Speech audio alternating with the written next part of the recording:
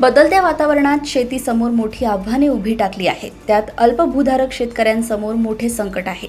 वातावरणीय बदलानुसार सुरक्षित शेतीला शेतकऱ्यांनी प्राधान्य द्यावे, असे प्रतिपादन मुख्यमंत्री देवेंद्र फडणवीस यांनी केले. ते वसंतराव नाईक मराठवाडा कृषी विद्यापीठात गुरुवारी 29 मे रोजी आयोजित 53व्या संयुक्त कृषी संशोधन विकास समितीच्या बैठकीच्या उद्घाटन प्रसंगी बोलत होते.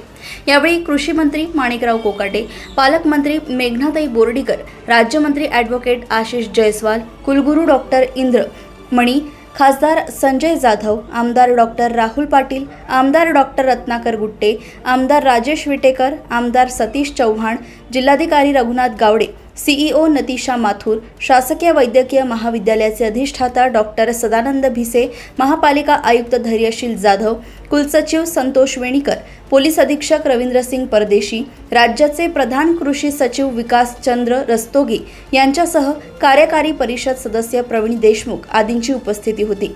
पुढे बोलताना मुख्यमंत्री देवेंद्र फडणवीस म्हणाले की वनामकृवित संशोधन विकास समितीची बैठक होत असून ही आनंदाची बाब आहे.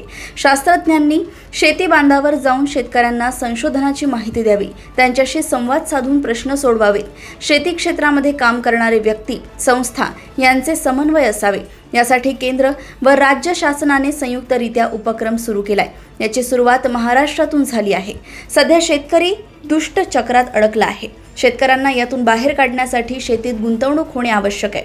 वातावरणानुसार शेती करणे गरजेचे असून शास्त्रांनी देखील वातावरणीय बदलानुरूप बियाणे, शेतीचे वाण विकसित करावे.